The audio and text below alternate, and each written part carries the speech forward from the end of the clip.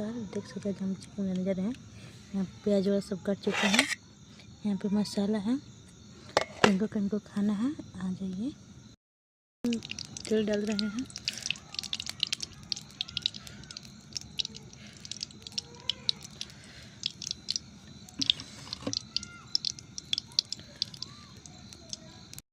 यहाँ पे प्याज डाल चुके हैं। प्याज को ब्राउन होने तक भूनने देंगे। उसके बाद चिकन डालेंगे। देख सकते हैं चिकन डाल दिए हैं। इसको भूनने देंगे। उसके बाद मसाला